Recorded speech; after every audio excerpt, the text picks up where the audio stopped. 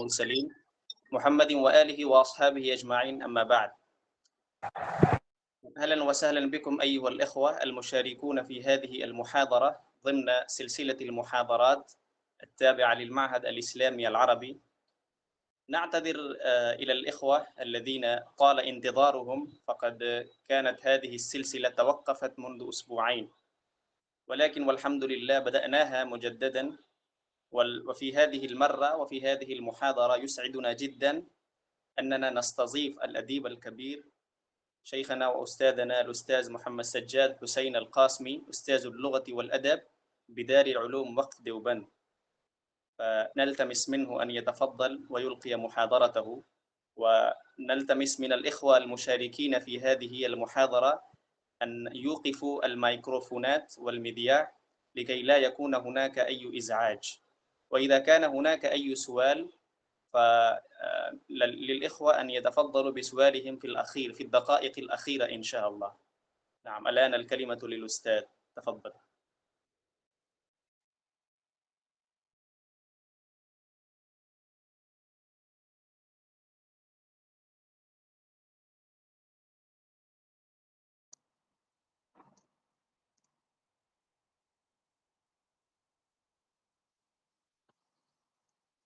السلام عليكم ورحمة الله وبركاته. وعليكم السلام ورحمة الله وبركاته. وعليكم السلام ورحمة الله وبركاته. وعليكم السلام ورحمة الله. وعليكم السلام ورحمة الله وبركاته. الحمد لله الذي كرمنا بالإسلام وتفضل علينا بتنزيل القرآن الكريم الذي هو كتاب هداية وسعادة وخير وبركة، والصلاة والسلام على سيد الأنبياء والمرسلين وعلى آله وصحبه أجمعين، أما بعد. إخواني الطلبة، محاضرتي اليوم كيف نتقن الترجمة، والعنوان يدل دلالة واضحة على أن الترجمة والمهارة فيها والإبداع والابتكار في هذا المجال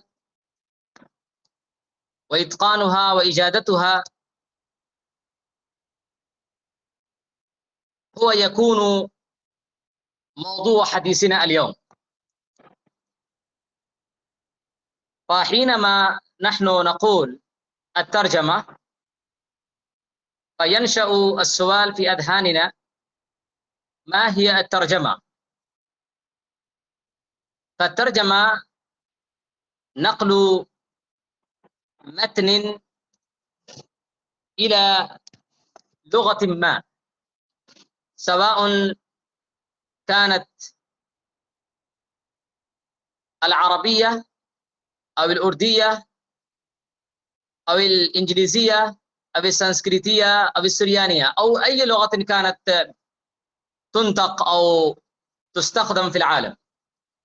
فالترجمة هي نقل فكرة مذكورة في متن أو في نص إلى لغة أخرى مع جميع أفكارها ورواها ومعانيها. وهناك شيء ثاني: ما هي بواعث الترجمة، وما هي دوافعها، وما هي محفزاتها، أي شيء يدفع الإنسان إلى أن يقوم بالترجمة أو يتقنها أو يجيدها أو يحسنها أو يتمهر فيها. فللحديث عن بواعث الترجمة، الأول الحاجة، والحاجة هي كلمة شاملة تضم الحاجة العلمية والحاجة الفكرية والحاجة السياسية.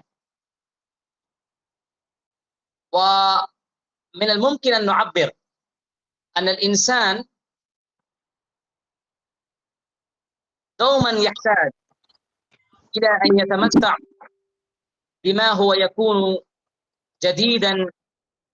جديرا بالفهم أو جديرا بالاستفادة.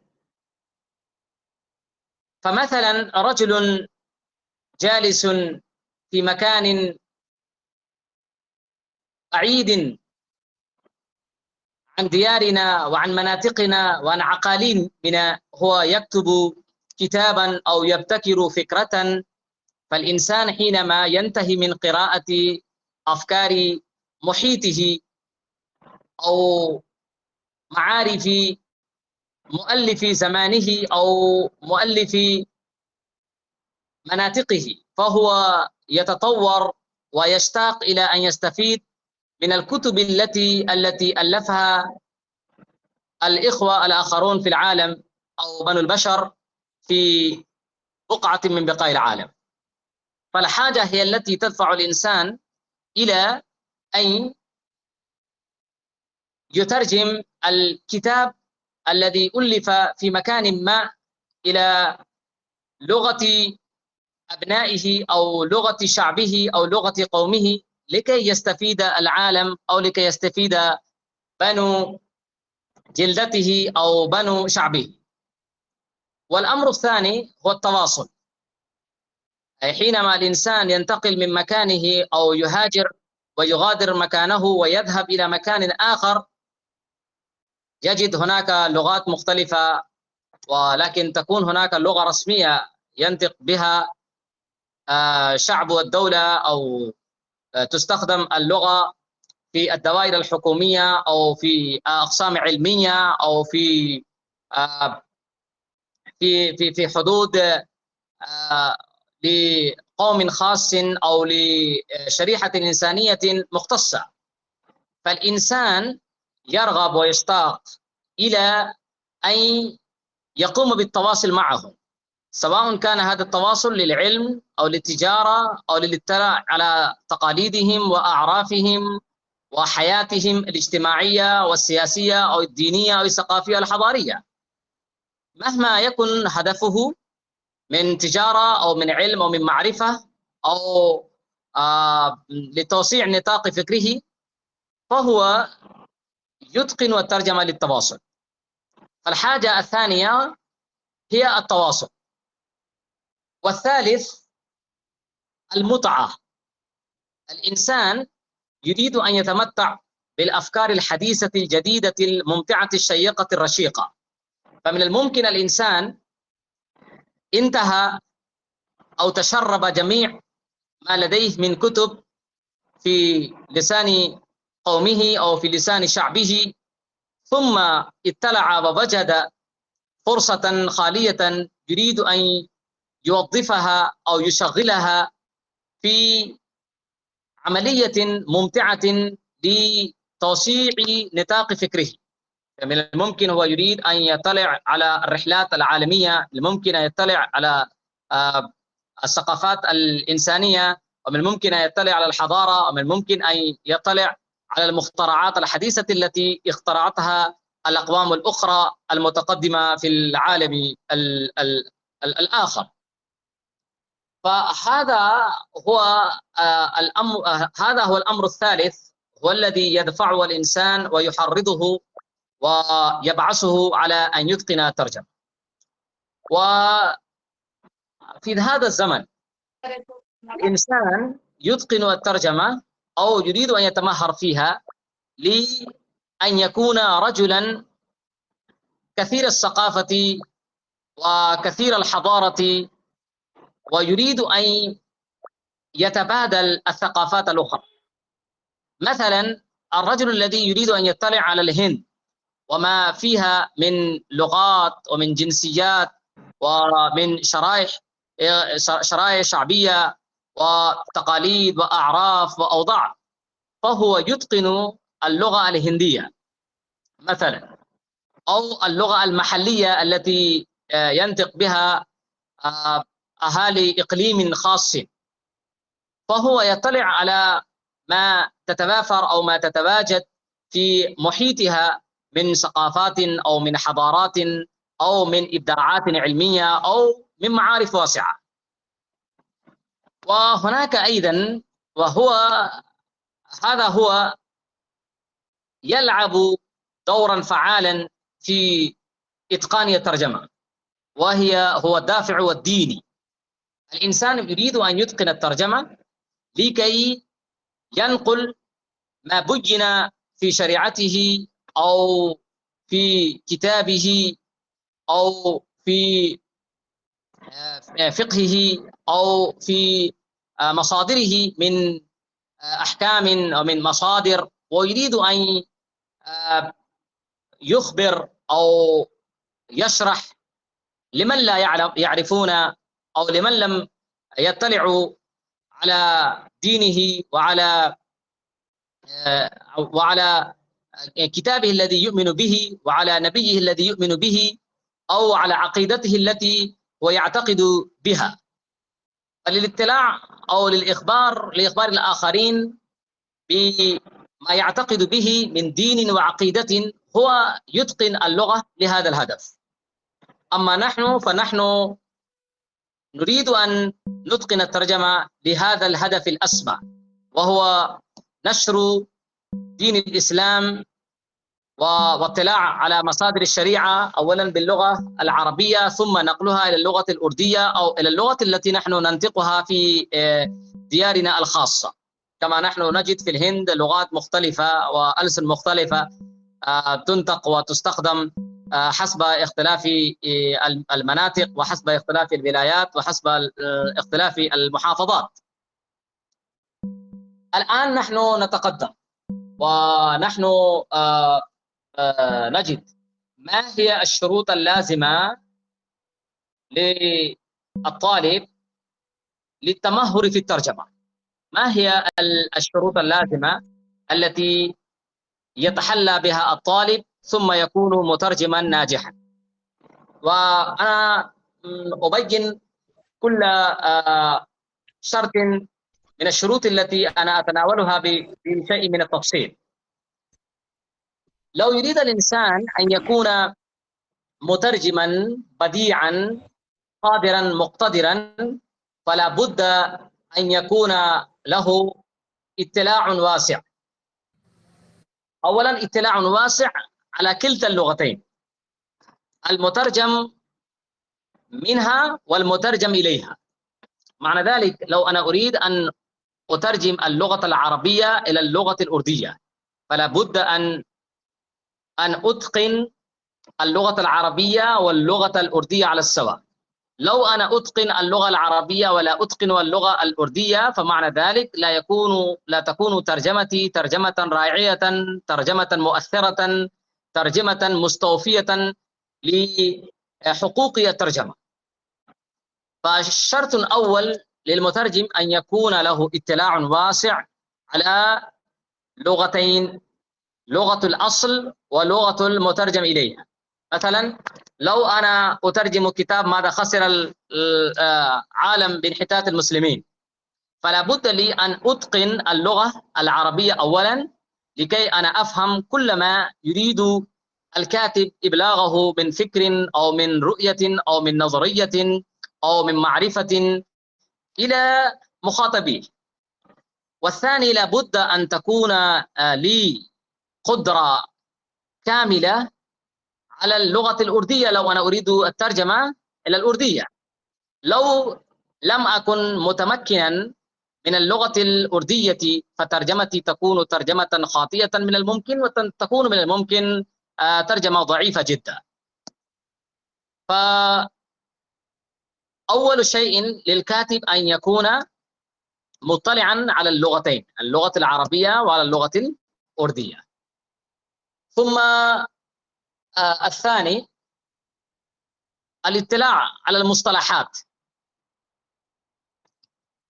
المصطلحات التي تستخدم في الكتب لو لم يطلع على المترجم ولو لم يعثر على ما يكتب الرجال من مصطلحات شائعة معروفة لدى الناس، فترجمته تكون ترجمة خاطئة. من الممكن المصطلح العربي حينما أنا أحول العربية إلى الأردية يكون هناك مصطلح خاص للرجال، فلو أنا لم أتقن المصطلح العربي أو لم أعرف المصطلح الأردي فمن الممكن أن أخطئ في الترجمة ولا أبين ولا أوضح فكرة الكاتب الذي يريد إبلاغها إلى الناس.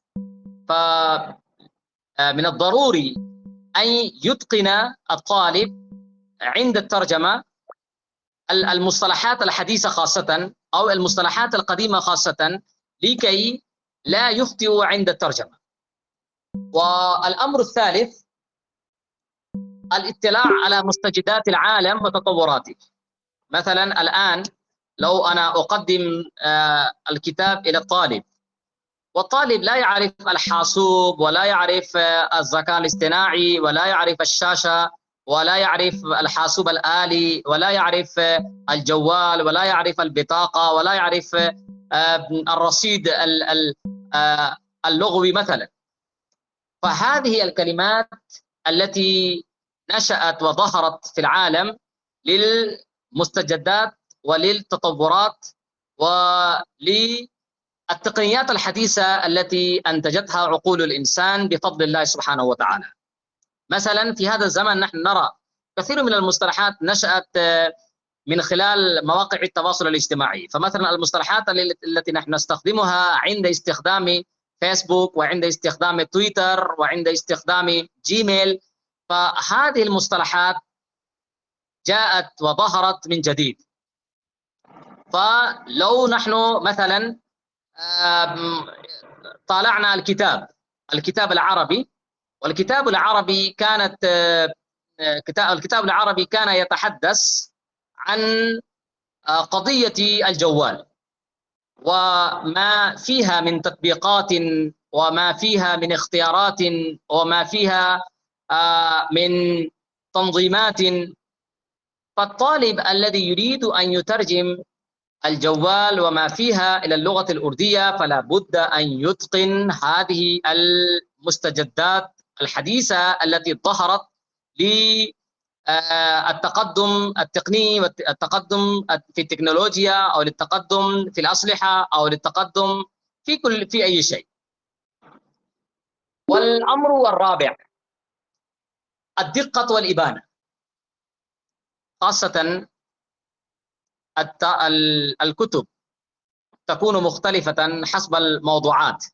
مثلا الكتاب الديني أو الكتاب الذي يتحدث عن العقيدة، عقيدة المسلم أو عقيدة ديانة أخرى، فالمترجم لابد أن يكون مطلعا على العقيدة الصحيحة النقية التي يعتقد بها أصحاب المذاهب. مثلا لو أنا أترجم كتابا ألف في المقارنة بين المذاهب العالمية، وأنا أطلع على العقائد التي يعتقد بها المسلمون في العالم، ولكن أنا لم أعرف ماذا يعتقد به اليهود والنصارى أو الهندوس أو أصحاب المذاهب الأخرى المنتشرة في العالم. فمن الممكن أنا أكون مترجما بديعا بارعا في ترجمة عقائد المسلمين إلى الأردية، ولكن حينما أنا أترجم المعتقدات الهندوسية أو المعتقدات اليهودية والنصرانية فيصدر عني الخطأ. وبعد ذلك الكتاب، صاحب الكتاب الذي ألف الكتاب هو يكون موضع انتقاد وموضع خلاف، وهم يقولون هذا هو الكاتب الذي كتب وأخطأ في الترجمة. وخطأ واحد في الترجمة من الممكن يحط من قدر الكتاب وينتقص من قيمته وينال من عزه وينال من جودته. وبعد من الممكن الرجال الذين يريدون أن يقدموا الكتاب للترجمة إلى المترجم هم يأبون ويستفزون ويكرهونه، ومن الممكن هم يشيعون الإشاعات ضده حتى الرجال لا يصلون إليه.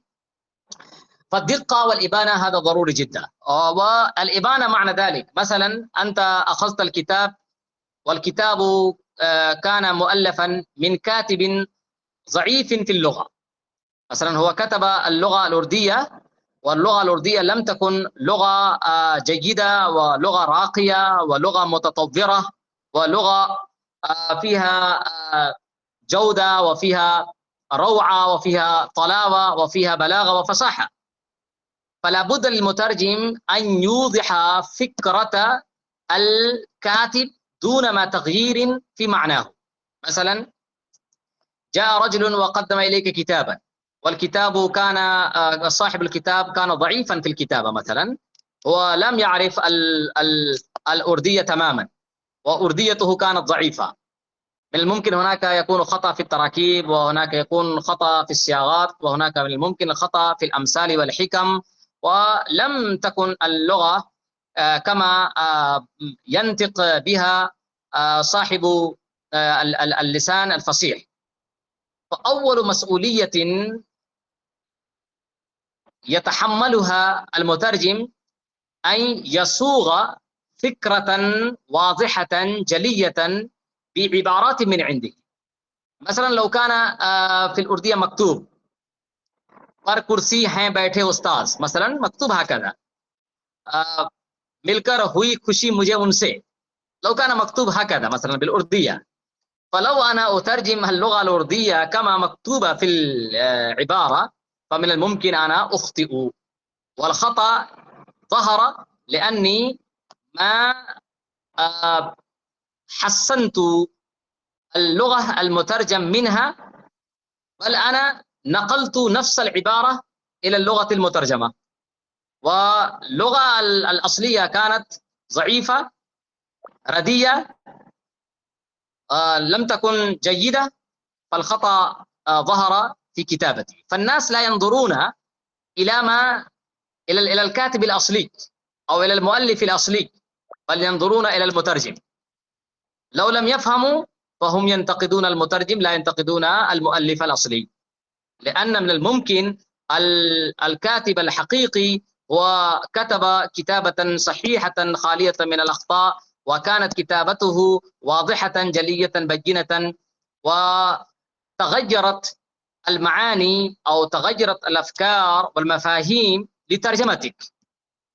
فخطأك واحد يرجع بك إلى إلى إلى مراحل الضعف وإلى مراحل المواطن الضعف أنت لا تمحوها. وبعد ذلك نحن نصل إلى فكرة أخرى، مراعاة حرارة الكلمات. مثلا الكاتب الذي كان متحمسا في تقديم أفكاره وطرح آرائه وأنظاره، نحن مثلا نأخذ كتاب أبي الكلام آزاد مثلا، كتاب أبي الكلام آزاد مثلا غبار خاطر، لو قدم أحد إليك لترجمة هذا الكتاب مثلا، وأنت ترجمت العبارة بعبارة ضعيفة أو بعبارة لا يلمس فيها القارئ الحرارة والحماسة والشهامة والبلاغة والفصاحة، فترجمتك تكون ترجمة ردية غير موافقة لاتباع الناس ولا يلهب حرارة القراءة ولا يرغبهم في أن يطالعوا ما أنت قمت بالترجمة. فالأمر الضروري نحن ننظر إلى حماسة الكاتب وإلى حرارة الكاتب وإلى خلفية الكاتب. مثلا إن أبا الحسن الندوي رحمه الله تعالى كتب كتابا إلى الإسلام من جديد مثلا، لو أنا أقوم بترجمة وأنا لا أقرأ من كان أبو الحسن علي الندوي رحمه الله تعالى، وما كانت أفكاره وما كانت مشاعره وما كانت حماسته، وكم كان رجلا حساسا ورجلا له شعور رقيق نحو الأمة. فحينما أنا أترجم كتابه فأنا لا أراعي ما أحس وما شعر بلوعة الأمة وبحزن الأمة وبألم الأمة. فلا بد للمترجم أن يكون واعيا بحرارة الكلمات والألفاظها. مثلا لو قال رجل في الأردية मेरा दिल खुशी से बाग बाग हो गया, ومرة ثانية هو يقول मैं खुशी से फूले नहीं समाता, ومرة ثالثة هو يقول मेरी खुशी की इंतहा नहीं है. هذه الكلمات مثلا جمل استخدم رجل واحد. لكن لو أنت تريد أن تترجم هذه الجملة فهو لو أنت قلت فرحت معنى ذلك أنت ما أديت حق الترجمة. لكن لو أنت تقول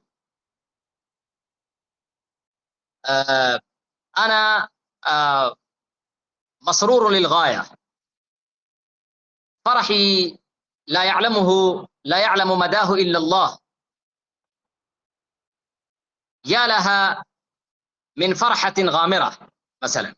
مثل هذه الكلمات لو أنا أعبر، فالرجل الذي يستمع إلى ما أقول بشكل الترجمة هو يكون متهافتا على ما أترجم، وهو يكون راغبا فيما أقول. وبعد ذلك في الترجمة ثلاثة أمور لابد أن يراعي الكاتب، وهو الحس والجمال. الحس والجمال، مراد الحس هناك الحس الأدبي، والجمال معناه هو يريد أن يجمل عبارة وينمق العبارة ويأتي بكلمات رقيقة يلامس ويدرك في خلالها القارئ الجودة والروعة والبلاغة والأدب الرفيع. لو أنا ترجمت عبارة قيمة راقية بعبارة متفككة منتشرة غير أدبية، فمعنى ذلك أنا قد أفسدت الذوق وأفسدت الحس. فالمترجم لابد أن يكون رجلا ذا حس رقيق وذا شعور عميق، يدرك ما يريد تبليغه وما يريد إبلاغه وما يريد ترسيله الكاتب الحقيقي. وبعد ذلك نحن دوما نقول إتقان تحليل التراكيب والصياغات، هذا أهم شيء في الترجمة.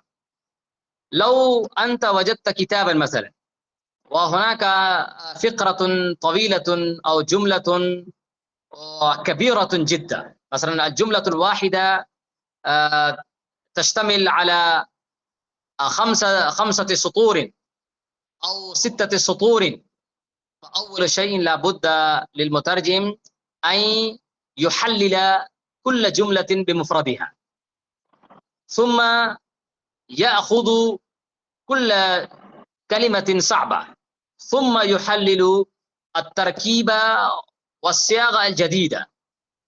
مثلا لو أنا وجدت في الأردية उसने उस हुकूमत के परखचे उड़ा दिए مثلا, उसकी बात ने मेरा दिल पारा पारा कर दिया. أو أنا وجدت جملة طويلة مفصلة, मैंने जुमा के रोज 12:30 बजे एक हसीन जमील मस्जिद में एक बड़ी जमात के सामने एक मुफस्सल तकरीर की जो 2 घंटे पर मुश्तमिल रही مثلا. مثل هذه الجملة الطويلة. فماذا أين يخطئ الطالب؟ الطالب يأخذ الجملة بأكملها من البداية للنهاية, وهو يريد الترجمة بأكملها في مرة واحدة. أفضل طريق عند مواجهة الجملة الطويلة أن نقطع الجملة تقطيعا ونحللها تحليلا ونفككها تفكيكا, ثم نمعن النظر في كل جملة بمفردها حتى يتجلى معنى كل جملة في أذهاننا. وهذا نحن نقول إتقان تحليل التراكيب والصياغات. وبعد ذلك تلخيص الفكرة. مثلا لو أنت وجدت جملة طويلة وأنت ترى حينما أنا أترجم كل كلمة أو كل جملة بتفاصيلها، أو أنا لا أراعي كل ما مذكور في هذه الجملة، فمن الممكن أنت تخطئ. والخطأ أين يصدر يا أخي؟ الخطأ يصدر أنك ترجمت كل جملة لفظا بلفظ، أو جملة بجملة، أو عبارة بعبارة. ففي هذا المجال أو في هذا المكان لا بد للطالب أن يلخص الفكرة الأصلية الأساسية الرئيسة التي يريد الكاتب أن يبلغها إلى القارئين أو إلى من يريدون أن يفهموا فكرته. مثلا لو أنا وجدت كتابا في الفلسفة وصفحة واحدة كتبها الكاتب بعبارة مفصلة مبسوطة وبعبارة مسهبة، ولما أنا أردت أن أترجم نفس العبارة باللغة العربية، فأولا أنا أقرأ صفحة تامة 5 مرات، وأنا أمعن النظر في الأفكار الرئيسة وفي الأفكار الأساسية وفي الأفكار الأصيلة، ثم أنا آتي بعبارات تفي بحاجة من يريد قراءة أفكاره. فتلخيص الفكرة هو فن من فنون الترجمة العظيمة. لو لم يتقن الرجل تلخيص الفكرة فربما هو يخطئ في أكثر المواقع. مثلا لو أنت وجدت شعرا أرديا، नहीं तेरा नशेमन कसर सुल्तानी के गुंबद पर तो शाही है बसेरा कर पहाड़ों की चट्टानों مثلا. فأول شيء للمترجم لابد أن يفهم الفكرة، أن يفهم الرأي، أن يفهم النظرية، أن يفهم مغزى الكلام وفحواه، ثم يبدأ الترجمة. لو هو بدأ بالترجمة دون ما تفكير ودون ما تلخيص الفكرة، فمن الممكن هو يأتي بالأخطاء التي لا تغتفر عند المهرة في الترجمة وعند من يبدعون الترجمة في مجال الترجمة والثقافة. وبعد يأتي اطلاع تام على الأمثال والحكم. اطلاع تام على الأمثال والحكم. أنتم ترون في الأردية जूतियों में दाल बटी, चोर की दाढ़ी में तिनका, दुबके को तिनके का सहारा, नाच ना आए आंगन टेढ़ा. هذه مثلا الأمثال. لو أنا أترجم هذه الأمثال إلى اللغة العربية وأنا أقول नाच ना आए आंगन टेढ़ा, وأنا أقول هو لا يعرف الرقص ويقول الصحن ملتبن أو معوج، هذه الترجمة تكون ترجمة سخيفة جدا، الناس لا يفهمون. उल्टे चोर कोतवाल को डांटे, فأقول أنت تترجم باللغة الأردية لفظا بلفظ أو كلمة بكلمة، فأنت لا تستوفي حقوق الترجمة، بل من الممكن الترجمة لا تكون مفهومة للناس، والناس من الممكن يفهمون غير ما أنت تريد أن تقوله، غير ما تريد أن تقول. فالأمثال والحكم لابد لذلك القراءة الواسعة. لو أنا أقرأ كتابا واحدا فأنا لا أكون متقنا للترجمة، بل لإتقان الأمثال والحكم لابد للطالب أن يدمن القراءة ويكثر من القراءة ويطلع على كتب أدبية وكتب ثقافية وكتب دينية ودواوين. وبعد مراعاة البيئة والخلفية. لو أنا أترجم كتابا، مثلا قدم إلي كتاب واحد للترجمة، وأنا مثلا رجل واحد وقدم إلي الكتاب حول أحوال الناس وأوضاع الناس في فيروس كورونا، مثلا. وأما أنا فأنا لم أطلع على أوضاع الناس وخلفية الناس، كيف حدث هذا المرض الفتاك المزمن الذي قتل العدد الكبير من الرجال والنساء والأطفال والشباب والشيوخ. فلو لم أطلع على البيئة والخلفية التي حدث فيها هذا المرض فمن الممكن أن أخطئ في الترجمة. لو أنا أقول لك اقرأ الكتاب وترجم حول NRC مثلا، أنت لا تعرف ما معنى NRC وما معنى CAA، وفي ذلك الوقت لابد لك أن تطلع على أحوال الناس وبيئة الناس والخلفية لكي تكون ترجمتك ترجمة صحيحة واضحة موافقا للواقع ومطابقا لعقول الناس. ثم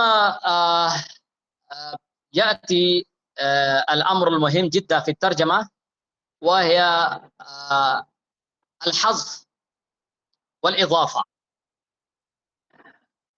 وربما الكاتب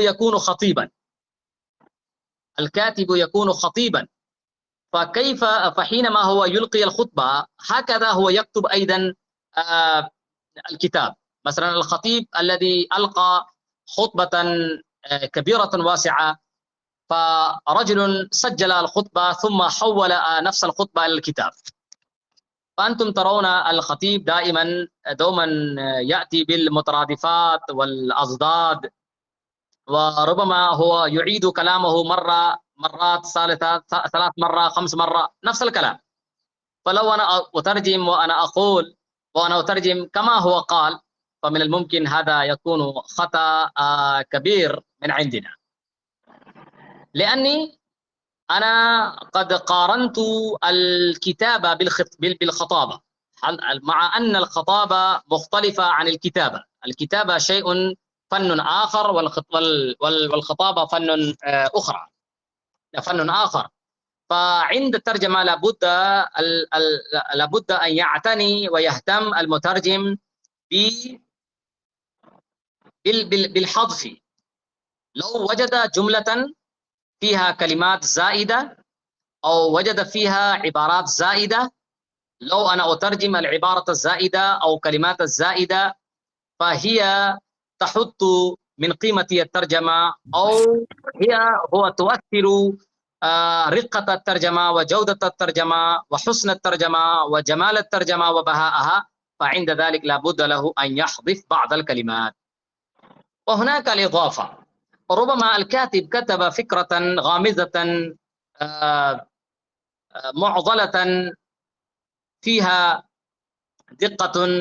دقة المعنى، لكن الفكرة ليست بواضحة، ليست بجلية، ليست ببينة. فعلى الكاتب فعلى المترجم أن يقرأ نفس الفكرة مرارا وتكرارا، ثم يمعن النظر فيها ويحول عبارة قصيرة مختصرة إلى عبارة واضحة جلية بإضافة بعض الكلمات، لكن لا بد له أن يهتم بألا يتغير نفس المعنى الذي يريد توصيله. أنا أضيف، ولكن بإضافتي لا بد أن يكون المعنى كما كان هو يريد إرساله وتوصيله إلى قرائه. لو أنا أضفت إلى فكرته كلمة من عندي وغيرت المعنى فهذه تكون خيانة، لا تعد هذه أمانة. فلا بد أن يكون المترجم أمينا في ترجمته، لا يغير الفكرة ولا يغير المعنى. وحينما يضيف شيئا لتوضيح فكرته فمن الممكن هو يضع فكرته أو يضع العبارة التي أضيفت لشرح الفكرة أو لإيضاحها في بين القوسين أو بين الهلالين، لكي يطلع على القارئ نعم أن هذه الإضافة إضافة من المترجم لإيضاح الفكرة. وبعد هناك السؤال الآخر،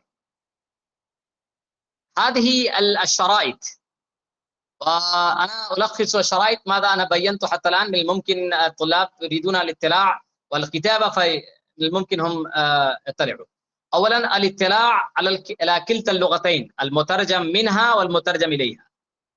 الاطلاع على كلتا اللغتين، المترجم منها والمترجم إليها. والثاني الاطلاع على ثقافة اللغة الأصيلة واللغة المستهدفة، والاطلاع على مستجدات العالم وتطوراته، وبعد الدقة والإبانة، وبعد مراعاة عمق الكلمات وحرارتها، وهكذا يهتم بالحس والجمال والوجدان والوعي والشعور بجمال اللغة ورسالة الكاتب.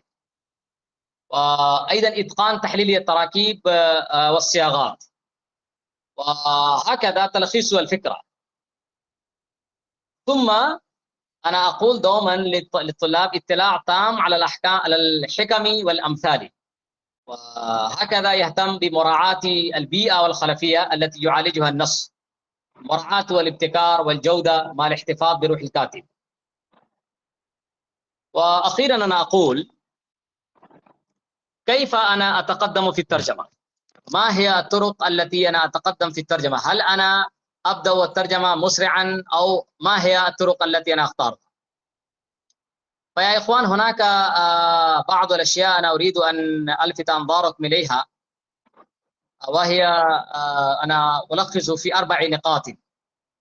الأول، عندما أنت تريد أن تترجم الكتاب فأول شيء لك أن تقرأ جملة أو فقرة أو صفحة واحدة 4 مرات 5 مرات. أولا، لو أنت تريد أن تترجم العربية فاقرأ العربية 5 مرات. لو أنت تريد أن تترجم الأردية إلى العربية فاقرأ الأردية 4-5 مرات، لكي أنت تطلع على كل ما فيه من كلمات صعبة أو من ألفاظ صعبة أو من تراكيب يكون تكون مستعصية عليك أو تكون صعبة عليك. وأيضا أنت تطلع على فكرة الكاتب لكي أنت تحولها إلى عبارة من عندك رشيقة جميلة جيدة. والثاني، عندما أنت تطلع على مثل أو حكمة من الحكم تريد أن تحولها إلى عربية أو إلى أردية، فأنت لا تترجم نفس الكلام أو نفس العبارة، بل ابحث عن مثل أو عن حكمة تترجمها وتبين نفس المعنى الذي يريد الكاتب توصيلها إلى القراء. والثالث، لو أنت تريد أن تترجم الكتاب الديني مثلا، لو أنت تريد أن تترجم الكتاب في السيرة من العربية إلى الأردية، فأول شيء أن تقرأ أولا الكتاب الأردي لكي أنت تطلع على مواد في السورة النبوية باللغة الأردية. فعندما أنت تترجم اللغة العربية إلى الأردية، فالكتاب الأردي الذي أنت طالعته من قبل هو يعينك ويساعدك على الاطلاع على الكلمات التي أنت تكون في حاجة عند تحويل فكرة إلى أخرى أو إلى كلمة أخرى. والرابع، لو أنت تريد الترجمة الفكرية مثلا، فلا بد لك أن تطالع بابا واحدا أو فصلا واحدا بالكامل. لا يجوز لك أن قرأت سطرا واحدا أو جملة واحدا وبدأت الترجمة.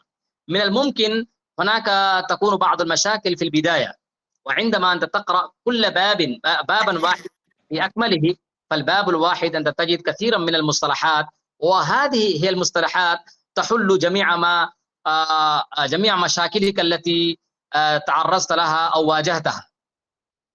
وأنا قد قرأت في بعض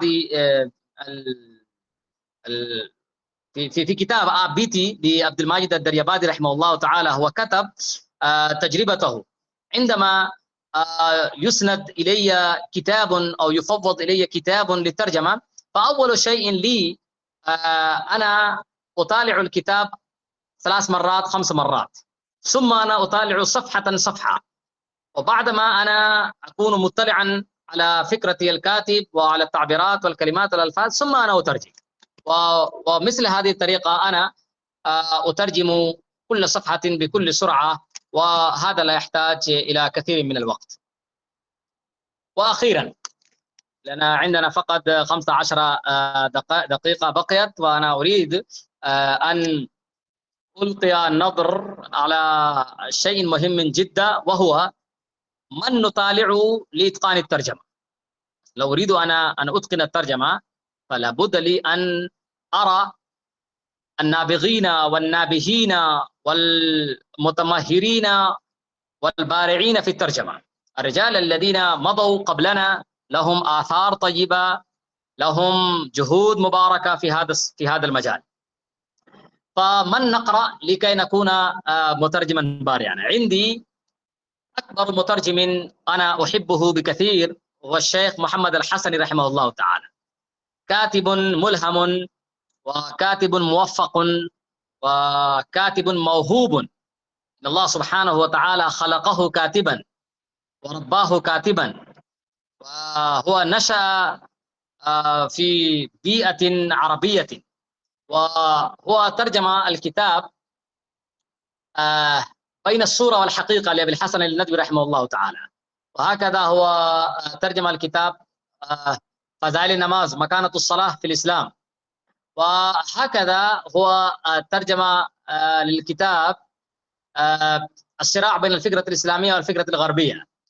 وهكذا هو له كتاب فضل البعثة المحمدية على الإنسانية ومنهجها العالمية الخالدة. وأيضا هو ترجم من العربية إلى الأردية الكتاب السيرة النبوية، وترجمته هو الأردية نبي رحمت. إذا هبت ريح الإيمان ترجمته هو الأردية जब ईमान की बातें बाहरी चली। الأركان الأربعة ترجمة أركان أربعة في الأردية. الصراع بين الإيمان والمادية ترجمتها معركة إيمان ومادية. ربانية لا رهبانية ترجمة تزكية وإحسان يا تصوف وسلوك. الطريق المدينة كاروان مدينة، المسلمون وقضية فلسطين، عالم عربي كعالمية. وبعد أستاذي الكريم وأستاذي الفقيد العظيم المفكر الإسلامي الشيخ نور عالم خليل الأميني رحمه الله تعالى رحمة واسعة. له كان طول باع في الترجمة، وهو كان من المتفوقين المتميزين البارعين في الترجمة، وقد شهد لفضله في الترجمة الشيخ أبو الحسن الندوي رحمه الله تعالى والشيخ محمد الحسني الندوي رحمه الله تعالى. وهؤلاء رجال. وأيضا هو قد ترجم له تراجم مختلفة من الأردية إلى العربية. وكما قال الشيخ رحمه الله تعالى في حياته: لو يريد الطالب أن يتقن الترجمة فعليه أن يقرأ فلسطين في انتظار صلاح الدين العربي والأردي. وهو قال: أنا ترجمت بنفسي العربية إلى الأردية لكي ينظر الطالب في العربية أيضا وفي الأردية أيضا، ويقارن بين الكتابين ثم يصلح ترجمته. مثلا أنا قرأت فلسطين في انتظار صلاح الدين صفحة واحدة، ثم أنا ترجمت بالأردية إلى الأردية، ثم قارنت ترجمتي بترجمة الشيخ. لو أنا وجدت فرقا أصلحت وذهبت وتقدمت. وكتابه أيضا ما هي النصرانية، هي ترجمته عيسائية क्या है، الثورة الإيرانية في ميزان الإسلام. هذه ترجمة الكتاب إيراني انقلاب إمام خميني और شيعية. دعايات مكثفة ضد الشيخ محمد بن عبد الوهاب النجدي और صغير में शेख मोहम्मद इब्न अब्दुल वहाब नजदी के खिलाफ प्रोपेगेंडे के उलमाए हक पर असरात। उसबुआन في المغرب الأقصى 2 हफ्ते मगरिब अक़सा में। وهكذا التفسير السياسي للإسلام في مرآة كتابات الأستاذ بلال المودودي والشهيد سيد قطب. عصر حاضر में दीन की तफहीम व तशरीह। उलमा देवबंद اتجاههم الديني ومزاجهم المذهبي. هذا كتاب علماء देवबंद का दीनी रुख और मसलकी मिजाज।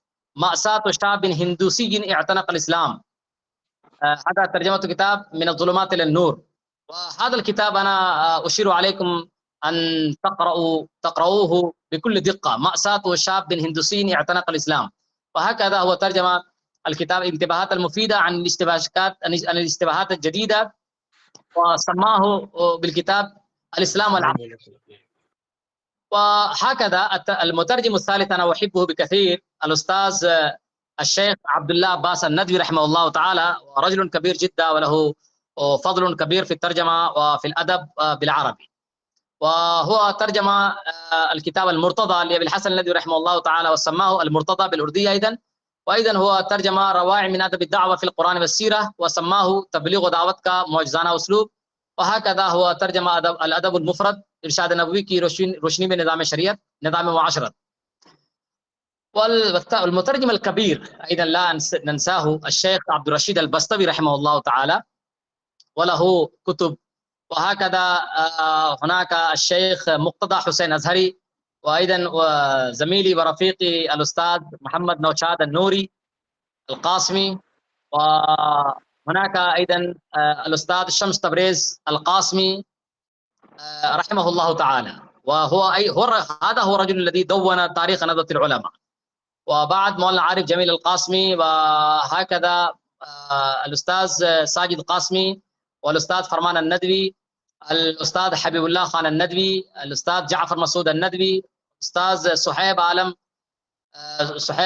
أستاذ بجامعة الملية الإسلامية، والأستاذ راشد علي، وأستاذ أورنغزيب. فهؤلاء الرجال لهم أسماء متألقة نيرة مشرقة مزهرة في الأدب العربي. فلو نحن نشتري هذه الكتب ونطالع كتابا بعد كتاب، فإن شاء الله نحن نكون متقنين بارعين في الترجمة، ونحن نطلع على المناهج. والإتقان للترجمة ليس هذا فن ليوم أو يومين. الإتقان للترجمة يتطلب منا وقتا طويلا يا إخوان. وكما أنا قلت في البداية، لإتقان الترجمة يحتاج الطالب إلى القدرة على كلتا اللغتين.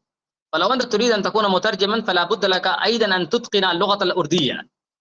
ولإتقان اللغة الأردية أنا أقول للطلاب أن تقرأوا كتاب عبد الماجد الدريابادي رحمه الله تعالى، وكتاب رشيد أحمد صديقي،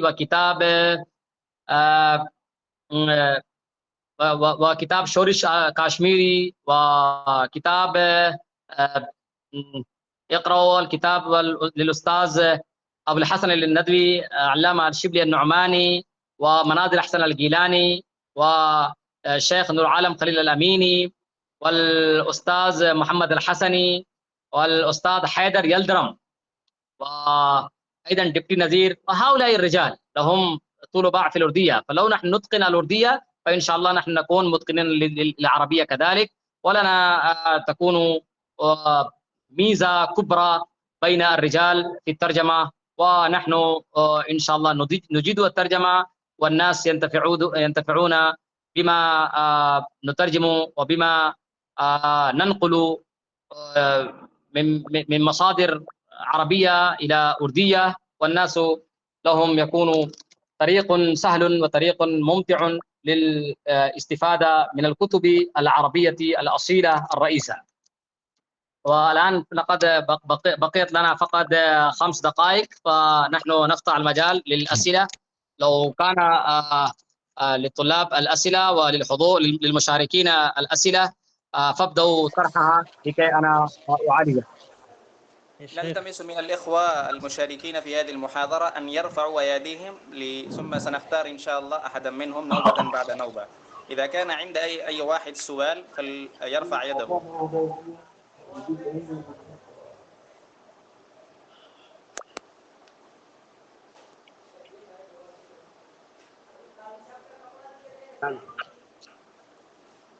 نعم، هل عند أي واحد سؤال؟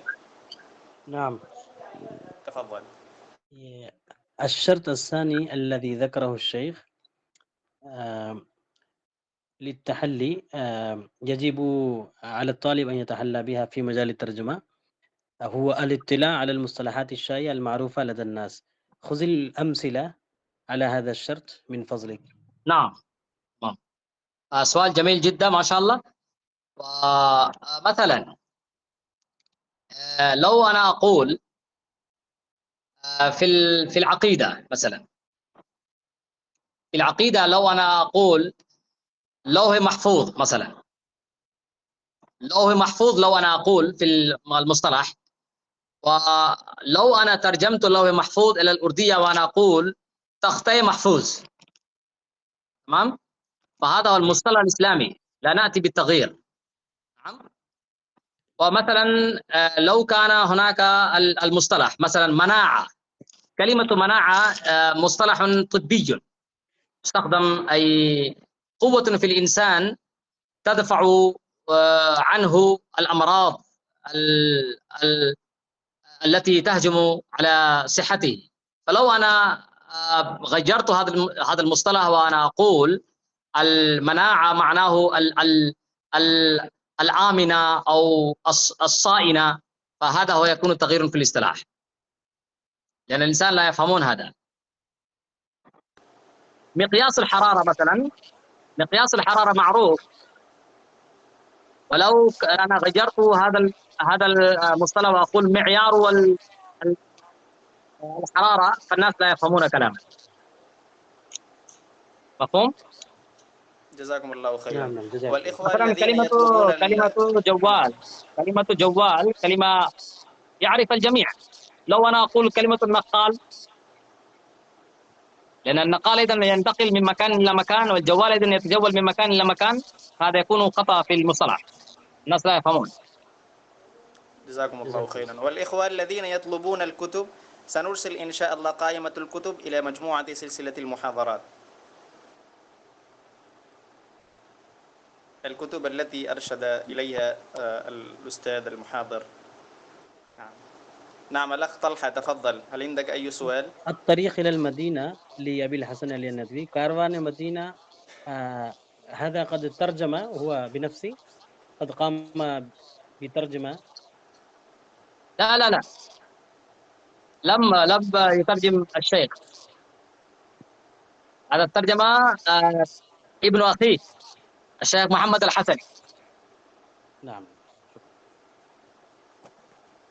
نعم. الآخرون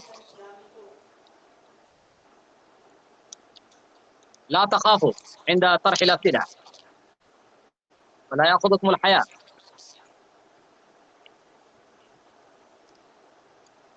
هل هناك سؤال للآخرين؟ ما هي الكتب للشيخ عبد الرشيد البستوي رحمه الله؟ إن شاء الله أنا أرسل هذه الكتب، خاتم النبيين، مختارات الإمام أنور شاه الكشميري، وأيضا العقل والنقل والإسلام، هذه الكتب. سنرسل كل الكتب إن شاء الله التي ذكرها الأستاذ إلى مجموعة سلسلة المحاضرات. نعم. وإذا كان هناك أي سؤال لدى أي واحد من الإخوة فليتفضل. نعم. فنحن على وشك إنهاء هذه المحاضرة. نعم، السلام عليكم ورحمة الله وبركاته. وعليكم السلام ورحمة الله وبركاته. نعم يا أستاذي، كيف يستطيع المترجم أن ينقل روح النص وأسلوبه لا معاني كلماته فقط؟ نعم، ولهذا الأمر أنا قلت لابد للمترجم أن يطلع على بيئة نشأ فيها الكاتب، خلفية نشأ فيها الكاتب. مثلا الشيخ أبو الحسن الندوي رحمه الله تعالى، لو لم نطلع على حياته وعلى جهوده في إيقاظ الأمة الإسلامية وفي تطوير وترشيد الأمة نحو التقدم وإبعادهم عن الشعور بالضعف، فنحن لا نستطيع أن نلامس وندرك روح الترجمة. قبل الترجمة لابد أن نطلع على الكاتب. مثلا رجل هندوسي كتب كتابا وقدم إليك ترجم هذا، أنت لا تعرف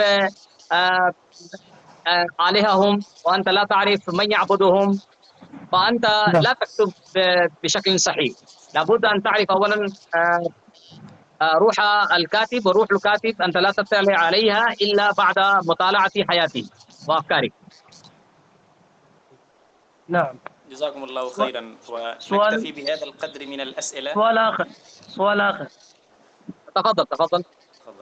نعم يا أستاذي، إلى أي حد يمكن للمترجم أن يتصرف في تركيب الجملة مع المحافظة على مقصود المؤلف، أي على مقصود المؤلف؟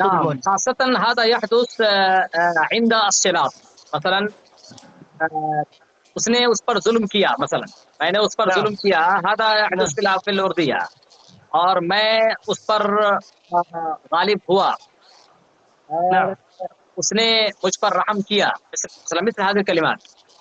نعم لو أنا حذفت فر وما أتيت بكلمة على، معنى ذلك أنا ما نقصت وما انتقصت من قيمة الكتاب، من كتاب الحقيقي. وأيضا التصرف الذي يصدر عن المترجم يجوز عندما يحذف كلمة أو كلمة لم تكن شرطا أو لم تكن قيدا أو لم تكن علامة أو رمزا لفكرته الأصلية. لو أنت حذفت لتجميل الترجمة أو لتنسيق الصياغات أو لإصلاح المنطق فهذا صحيح. ولو أنت حذفت القيد الذي يغير الفكرة، أو حذفت الشرط يغير الفكرة، أو حذفت علامة وضعها للدلالة على المعنى، فهذا لا يكون من الإنصاف، بل هذا يكون من من الظلم العظيم على الكاتب الحقيقي. نعم مثل هذا التصرف يجوز، والتصرف الذي يفسد المعنى هذا لا يجوز. جزاكم الله خيرا. نعم جزاكم ونكتفي الله بهذا خير. شيخ القدر من لي الأسئلة. سؤال وجيز. وقبل نعم هناك آخر يريد أن يسأل. من هو؟ نعم دعه يسأل. تفضل. شيخ أنا سمعت كلامك ما شاء الله كان جميلا، ولكن لدي سؤال. هناك لغتان أمامنا أمام كل المتثقفين في اللغة العربية، لغة التواصل واللغة المتوارثة من الأقدمين. ويواجه التلميذ العربي صعوبة في تعلمه، ولا يستطيع أن يقرأ لغة التواصل المتطورة، ويستطيعون ما يقرؤون في الكتب الدينية المتوارثة من الأكابر الدينية. فماذا حل هذه المشكلة؟ نعم حل هذه المشكلة، لكل مشكلة حل يناسبه. مثلا الطالب الذي يقرأ الكتب الدينية، مثلا لو أنا أقرأ الكتاب في الفقه والكتاب في السيرة والكتاب في الحديث النبوي الشريف، ففي الحقيقة أنا أطلع على الألفاظ التي تتعلق بالدين مثلا أو تتعلق بالحياة الاجتماعية. ولكن لو أنا أخرج من ذلك الجو والبيئة وأذهب إلى بيئة أخرى، فالبيئة الأخرى ينتقل الرجال بلغة مختلفة عما نتحدث في بيئتنا الداخلية مثلا. فأفضل حل لذلك أن نخص وقتا خاصا أو نخص حصة كاملة للتحدث وللتربة وللتدرب على الموضوعات المختلفة التي تعالجها حياتنا الاجتماعية. حياتنا الاجتماعية هي التي تطور لغتنا. مثلا في معظم الأوقات الإنسان لا ينطق بالدين، بل في معظم الأوقات هو يتحدث بالأعمال عن المجالات الأخرى. مثلا لو أنا أكون في الدكان، ففي الدكان مجال خاص، وفي مجال الخاص أنا أحتاج الأشياء مثلا الحبوب والبقول والخضروات مثلا. فأسماء هذه الأشياء لو أنا أعرف، فأنا أريد، أنا من الممكن أتمكن من أن أنطق، أو من الممكن أن أتواصل مع الآخرين.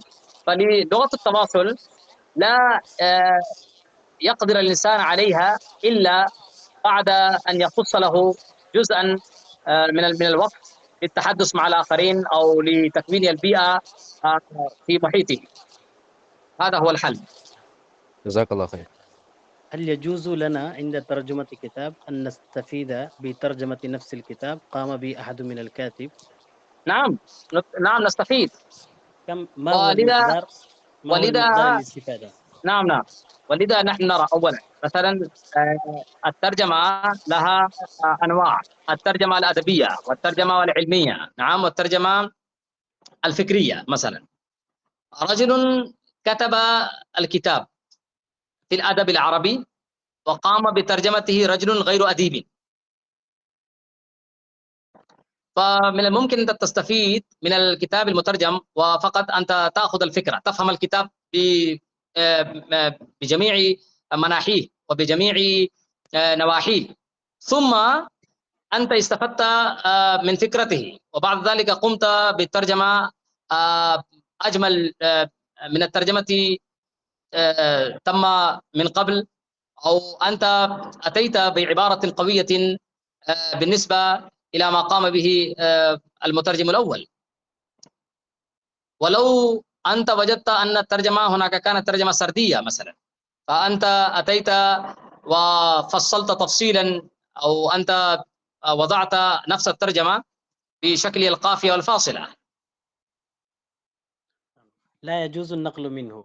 لا، لو أنا نقلت الترجمة مثلا، أو أنا قد نقلت نفس الترجمة مثلا صفحة صفحتين، فلا بد لي أن أذكر في المقدمة بعض من الترجمة أنا تركتها كما كانت لأن الترجمة كانت مناسبة، وفي بعض الأمكنة أنا أتيت بترجمتي من عندي لأن الترجمة كانت غير قوية. نعم، شكرا، جزاكم الله خيرا، ونكتفي بهذا القدر من الأسئلة، والأسئلة المتبقية سنأخذها في المحاضرات القادمة إن شاء الله. وقبل أن نعلن عن إنهاء هذه المحاضرة يجب علينا أن نشكر الضيف المحاضر الأستاذ سجاد حسين القاسمي على ما قدم من محاضرة قيمة نافعة جدا، ولا سيما الأسس والمهمات التي ذكرها لإتقان فن الترجمة كانت نافعة جدا. أرجو أن الإخوة استفادوا من هذه المحاضرة، وكما نعد الإخوة بأن هذه السلسلة ستستمر إن شاء الله في الأيام القادمة. سنلتقي بكم في الأيام القادمة إن شاء الله، وشكرا على حسن استماعكم، وجزاكم الله خيرا، والسلام عليكم ورحمة الله. وعليكم السلام.